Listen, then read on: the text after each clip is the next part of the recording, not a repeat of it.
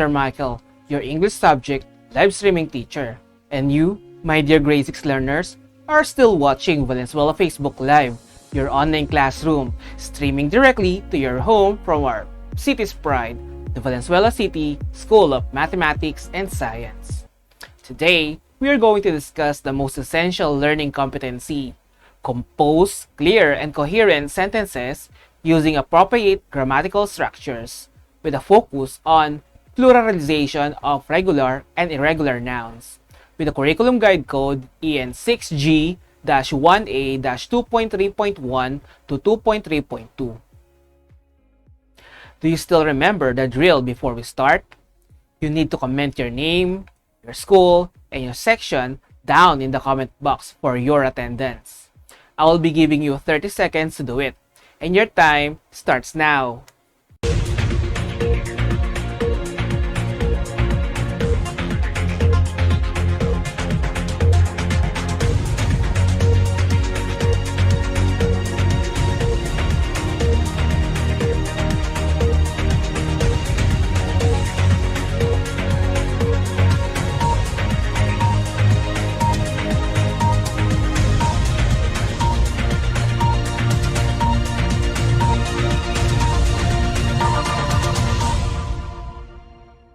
Today, we are going to play another online game. Are you excited? In this game, there will be balloons flying all around. Each balloon has a word inside. You need to identify if the word inside the balloon is a noun or not. I will hover the mouse pointer to each balloon for you. Click the like button if it is a noun. If it is not, do not click the like button. Is it clear? Let's play this all together, shall we? Okay, so remember to click the like button only if it is a noun. Do not click the like button if it's not. Let the game begin.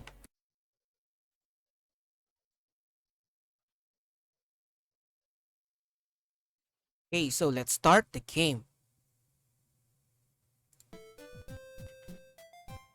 Is this a noun?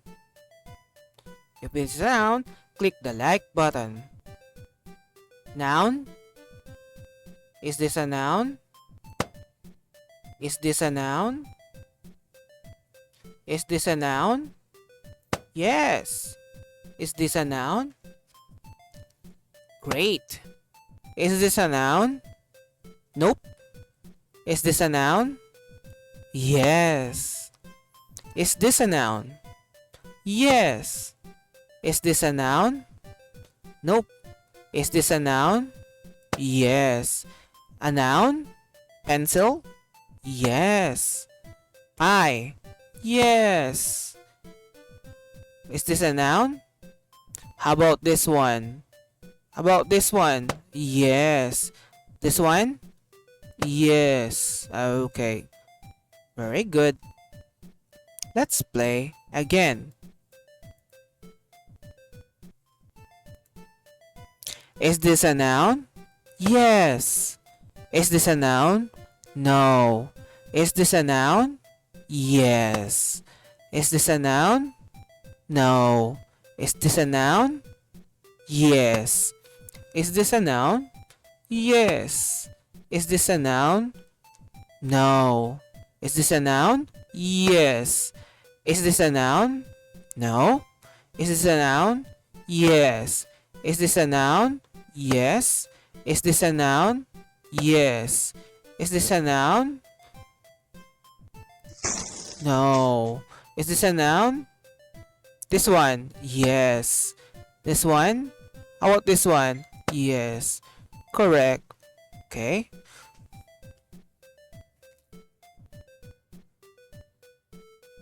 What a simple yet great game to play. Most of you were able to identify the nouns in the game. Good job, and thank you for your participation. The game that we have played is a game where you identified the nouns among other presented words. So, let us define what a noun is. According to learngrammar.net, nouns refer to persons, animals, places, things, ideas, or events, etc. Nouns encompass most of the words of a language. Nouns can be a name for a person like Michael, Geneva, Marilyn, Diana, Annalyn, etc. It can also be a name for an animal like a dog, cat, dolphin, butterfly, eagle, etc. Nouns can also be a name for places such as Barangay Lawang Bato, Bignay, Malinta, Valenzuela City, the Philippines, and etc. Nouns can also be a name of things like pencil, paper, table, house, car, train, smartphone, etc. Nouns can be a name for events like Christmas, New Year, Independence Day, birthday, Labor Day, etc. And finally, nouns can be a name for an idea like happiness, love, freedom, hope, excitement, and more. I know. You already know what a noun is. What we're really up to learning today is how to form plural nouns. Yes, the plural of nouns. This is because nouns can indicate number, meaning they can either be expressed in singular or in plural form. Singular nouns express only one person, place, thing, idea, or event. Look at these examples.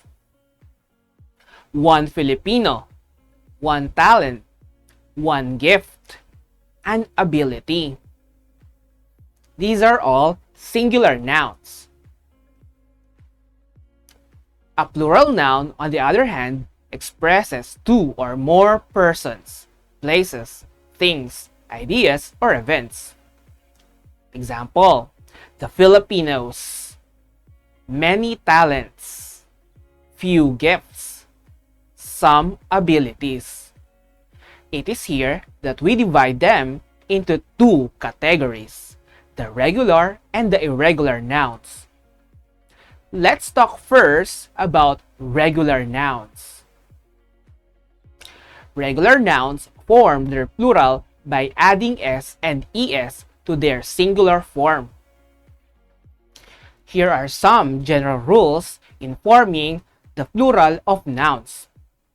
My reference book for these rules that I will be presenting to you is English Encounters Beyond Grammar, written by Angelica Rocio Talavera Bautista and was published by Rex Bookstore. Rule number 1. For nouns that end with a consonant or e, we add s at the end. The word girl becomes girls. Sound becomes sounds. The word chance becomes chances. And the word herd becomes herds. Rule number 2. For most nouns that end with sh, ch, s, double s, x, z, and double z, we add es. Like the word brush, which ends with sh, it becomes brushes. The word church that ends with ch becomes churches. Bus becomes buzzes. Cross becomes crosses. Fox becomes foxes. Rule number 3. For most nouns that end with f, double f, and fe, we add s at the end. The word gulf becomes gulfs. The word cliff becomes cliffs. Safe become safes. Now, for other nouns, change the f sound to ves. Example, calf becomes calves. Loaf becomes loaves. Thief becomes thieves. And wife becomes wives. Rule number 4. If a noun ends with a y and is preceded by a consonant, Okay? Remove the Y and add IES. Example, fly. Okay, the last letter of the word fly is Y. Y is preceded, meaning before Y, there is the letter L, a consonant. So, what we're going to do is we're going to change Y into I, then add ES. So, the word fly becomes flies. F-L-I-E-S, flies. The word opportunity, it ends with letter Y. The letter Y in the word opportunity is preceded by the consonant letter T. We are going to change the letter Y into I, then add ES. The word opportunity becomes opportunities. The word society ends with letter Y, preceded by a consonant which is letter T. We're going to change Y into I, then add ES. Society becomes societies. The last example is the word city. The word city ends with letter Y. The letter Y is preceded by another letter T. We're going to change the Y into I, then add ES. The word city becomes cities. But if a noun ends with Y and is preceded by a vowel, we just add S. For example, monkey. It ends with Y, but is preceded by a vowel, which is letter E. Monkey, the word monkey, becomes monkeys. We just add S. The word tray, it ends with Y, but the letter Y at the end of the word tray is preceded by a vowel, which is letter A. What we're going to do is to just add S. Same with the word key. The word key ends in Y, but is preceded by a vowel, which is letter E. So we just add S at the end of the word. Key becomes keys. The word bay, the last letter is letter Y, preceded by a letter A.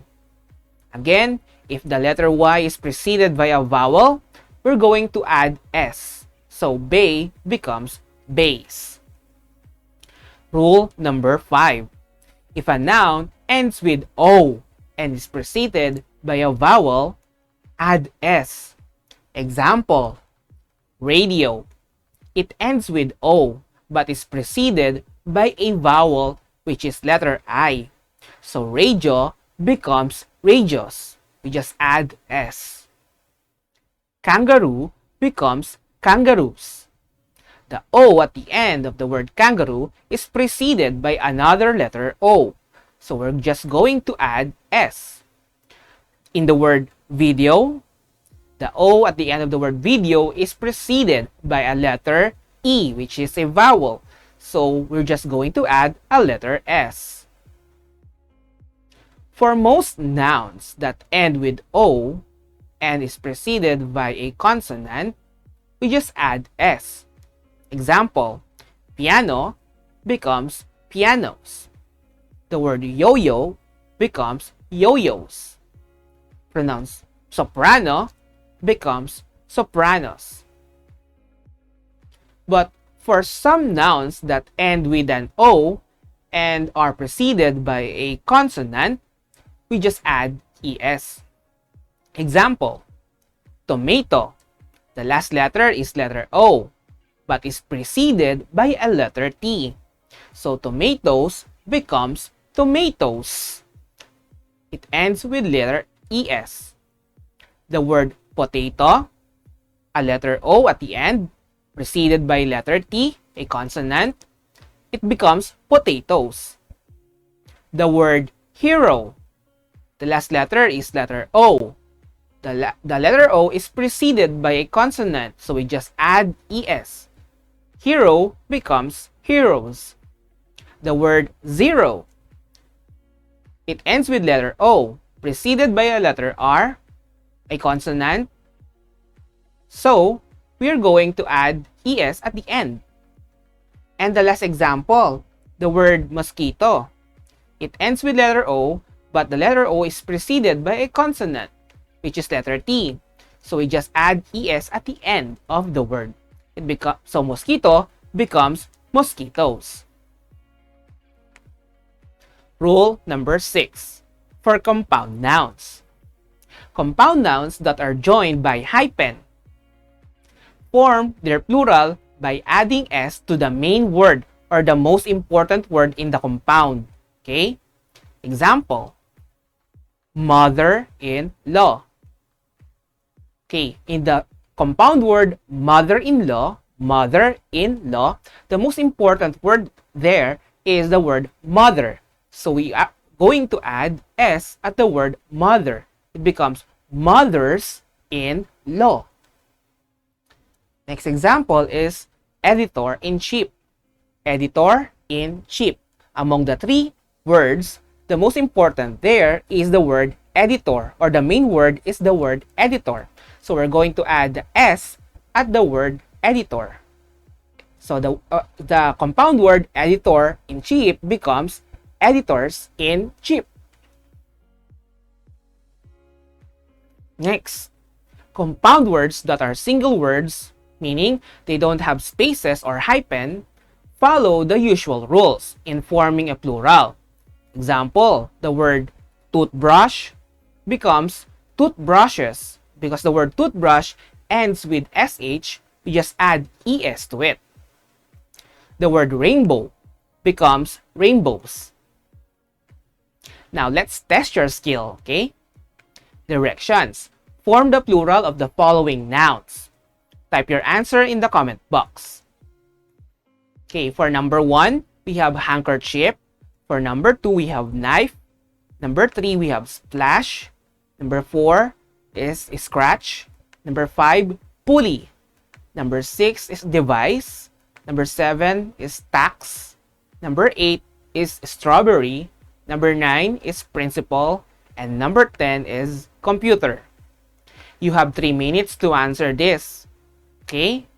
So just give the plural form of those words.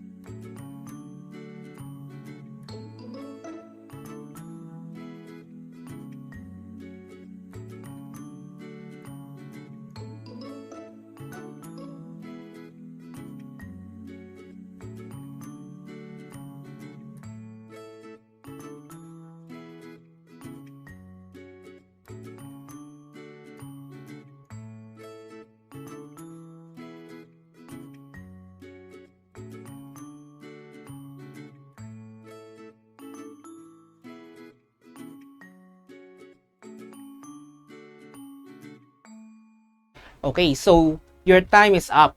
Let us check your answers. For number 1, the word handkerchief, it ends with an F. So we simply add S at the end and it becomes handkerchiefs. For number 2, the word knife ends with FE. So we change the FE to VES. Okay? And make it the word knives. Did you get it?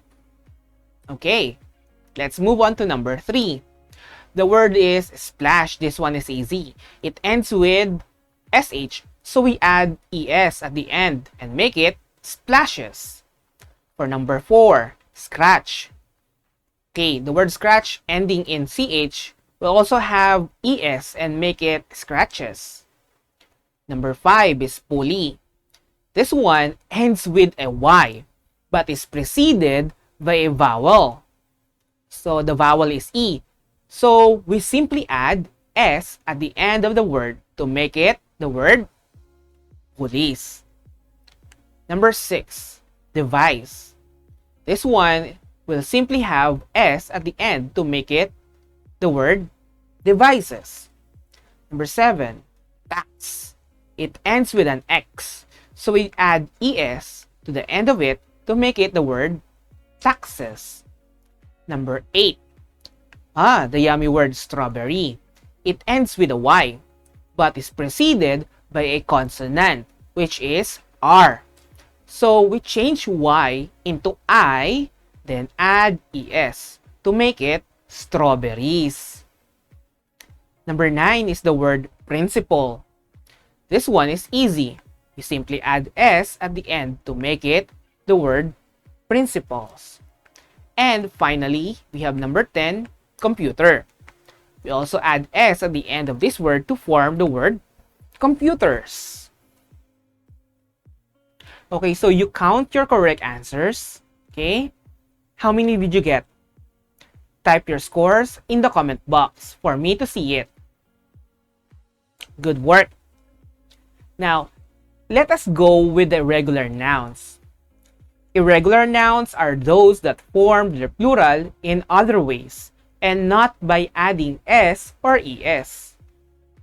Here are some of the common rules found in your modules in forming the plural of irregular nouns. Okay? Let's start with number 1.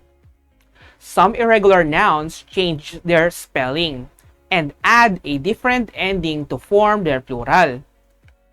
For example, the singular word man becomes men, foot becomes feet, and the word child becomes children.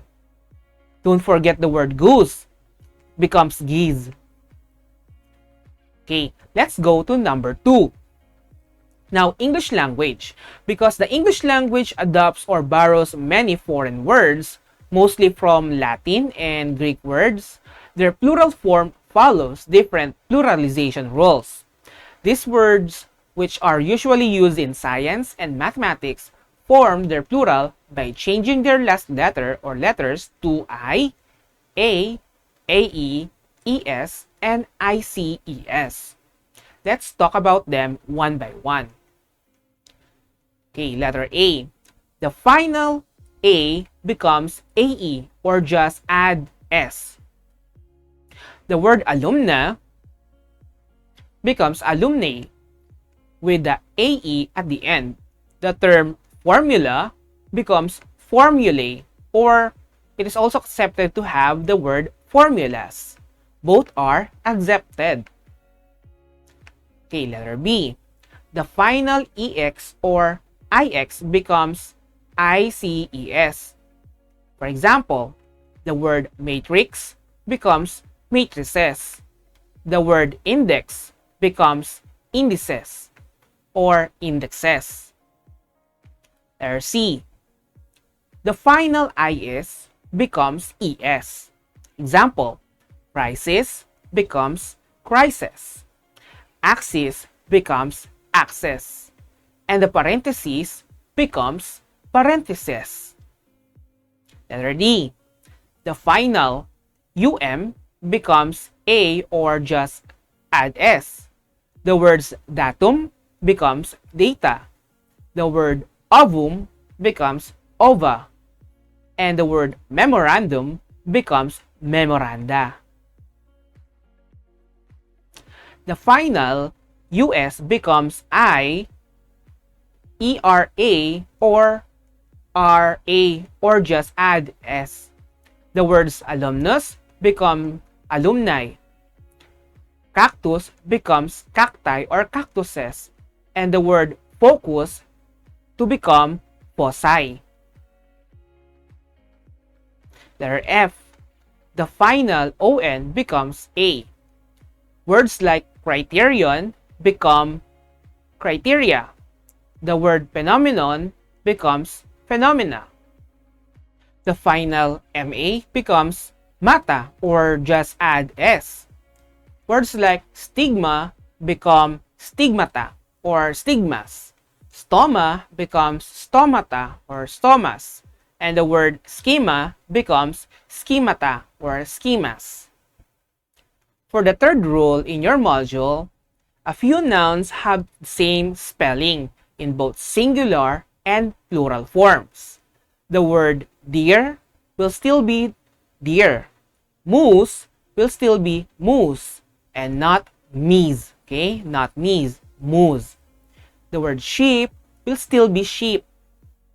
And there is no need to change the word or add anything to form their plural.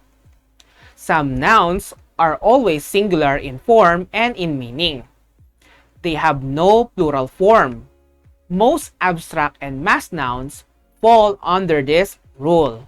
Example: copper, gold, cotton, homework, information, equipment, honesty, jewelry, furniture, and more. So there's no need to change their spelling. Okay? Okay, so please note that aside from these common rules that I gave to you, there are other rules in forming the plural of irregular nouns. You may need to search the Google or consult your dictionary to be sure about the plural forms of some word. Okay, so let's have Test Your Skills Part 2.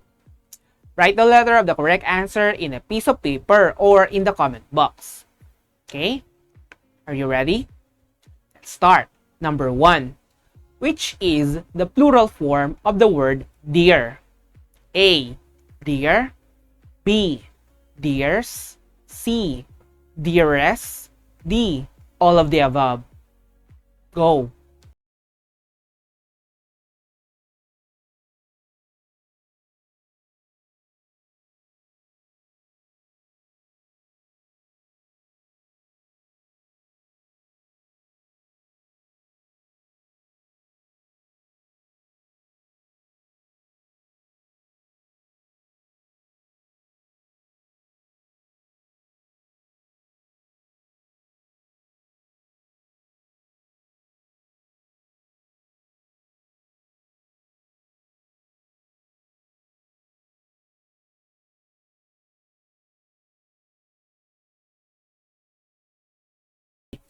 Which is the plural form of the word match? A. Match. B. Match. C. Matches. D. A and B. 10 seconds, go.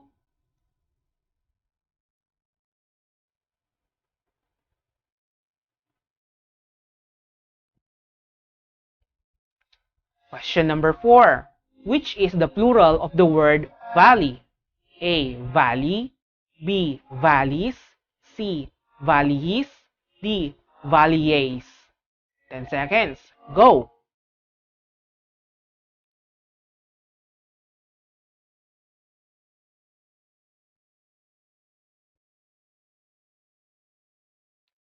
Question number 5. Which is the plural form of the word library? Is it letter A, libraries, letter B, libraries, letter C, librarias, letter D, no plural form? 10 seconds, go!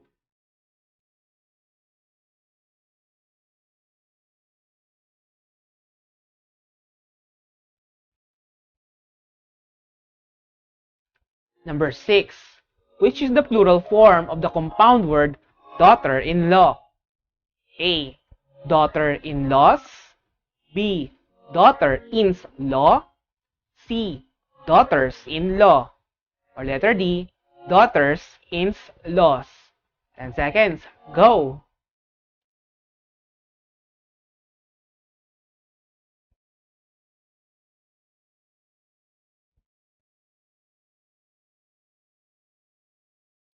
Okay, question number 7. Which is the plural form of the word equipment? A. Equipment. B. Equipmentes. C. Equipments. D. Equipmenteses. 10 seconds. Go!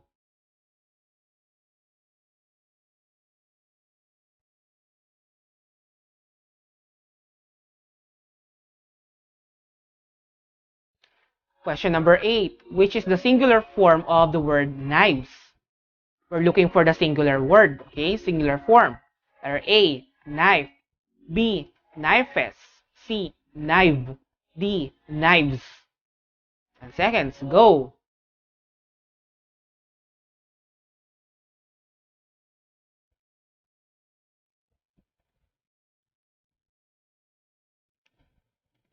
Question number 9. Which is the singular form? Singular form, okay, of the word geese. A. Geese. B. Goose. C. Guys. D. No singular form. Go!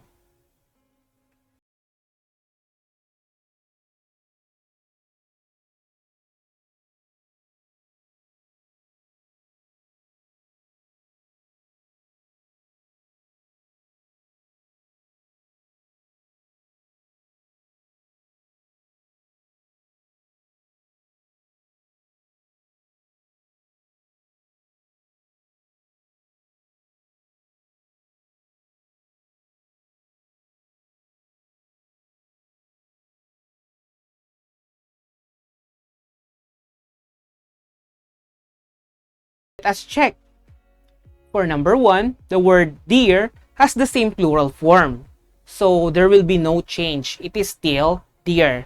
So the letter of the correct answer is letter A.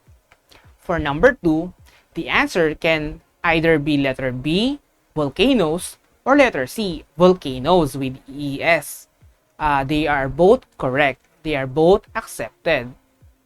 For number 3, it is the letter C.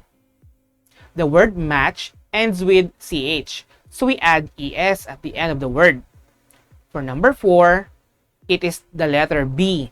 The Y is preceded by a vowel. Hence, we simply add S. For number 5, it is letter A. Library becomes libraries. This is because the Y at the end of is preceded with a consonant. So we change Y into I, then add ES. For number 6, it is letter C. In the word daughter-in-law, the most important word is daughter, and therefore we add S to the word daughter, making the word daughters-in-law. Okay? For number 7, it is letter A. The word equipment has the same singular and plural forms. No need to change the spelling. This is similar to the word deer and sheep. Okay? For number 8, what is the singular form of knives? It is letter A, knife. For number 9, what is singular form of geese? It is letter B, goose. And finally, for number 10, the plural of gold is still gold, letter C. Remember that the word gold is a mass noun. Hence, we don't change the spelling. Okay, so count your correct answers. How many correct answers did you get? Type your score in the comment box. Congratulations! Now, as a summary, nouns refer to persons, animals, places, things, ideas, or events, etc. There are regular nouns that form their plural by adding S or ES to the end of the word, and the irregular nouns which form their plural in different ways. We add S for nouns that end with a consonant or E. We add es for most nouns that end with sh, ch, s double s, x, z, and double z. We also add s for most nouns that end with f, double f, and fe. We change the f sound to v, then add es for some nouns that like calf and loaf. For nouns that end with y and is preceded by a consonant, remove the y or change the y into I, then add es. For nouns that end with y and is preceded by a vowel, just add s. For nouns that end with o and are preceded by a vowel, add s. For most nouns that end with o and are preceded by a consonant, add s. For some nouns that end with o and are preceded by a consonant, we also add es. Now, in terms of compound nouns that are joined by hyphen form their plural by adding s to the main word of the compound. For compound nouns that are single words, they follow the usual rules in forming their plural form. Irregular nouns change their spelling to form their plural. Some nouns have the same singular and plural forms, and some nouns are always singular in form and in meaning. My dear learners, if you have reached this part of the lesson, please tap the heart button in the comment section for me to know that you're still there. Thank you. Okay, so we are now on the part of the live stream where, just like before, I will answer some of your questions written in the comment box. I will give you 1 minute to type in your questions below. Please do not ask questions that are not related to our topic today. Your 1 minute starts right now.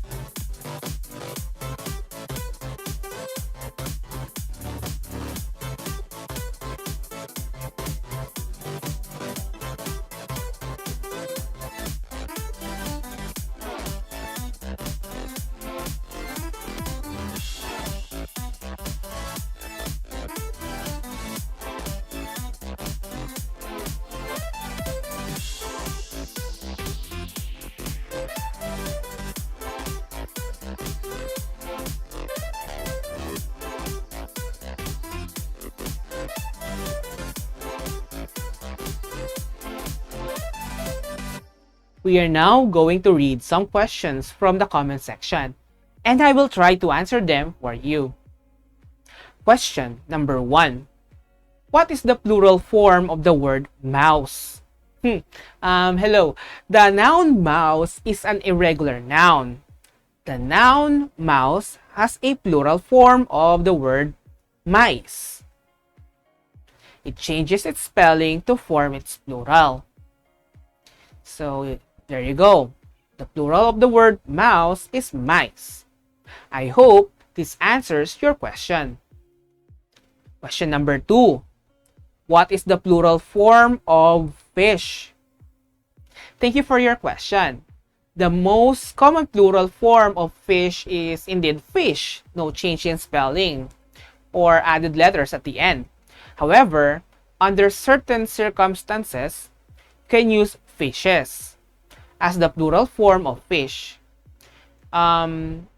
If you, for example, see two tilapia swimming together, you could say that you're looking at fish, plural, because there are two. However, if the two tilapia were joined by a bangus, another fish, which is from different species, could describe them as fish or fishes. Fish can refer to multiple fish, especially when they are all the same species of fish. The word fishes, however, usually refers to multiple species of fish, okay? Especially in scientific context, okay? So, in short, if you are referring to multiple fish of the same species, it is fish. But if you are referring to multiple fish of different species, for example, galunggong, tilapia, and bangus, then it is the word fishes. I hope this clears the plural of the word fish. Question number 3. What is the plural of the word mango? Great question. The short answer to the mangoes versus mangoes with ES dilemma is that you can use either spelling and you'll still be correct. Both are accepted plural forms of the word mango. So you can either say mango or mangoes. Okay? So I would like to thank all of you for your participation and all your questions. Just keep them coming. Remember that learning starts by asking questions. Just like before, tomorrow is your follow-up discussion with your subject teacher. Please be present. To all my fellow English teachers watching, the link for my PowerPoint presentation is on the board. You can download it by logging first to your DepEd email address, then on the other tab, enter the URL to gain access to the file, or you can simply scan the QR code on the board. Okay? And with all that, I hope that you have enjoyed today's lesson. Tune in again for the next live stream of the Valenzuela Live for English 6 for Quarter 4. Again, as our Secretary of Education, Leonor Briones mentioned, everyone, please say it with me. In any situation, learning must continue. Stay home, stay safe, and God bless us all. This is Sir Michael, your live streaming teacher for Valenzuela Live, saying thank you and have a great day.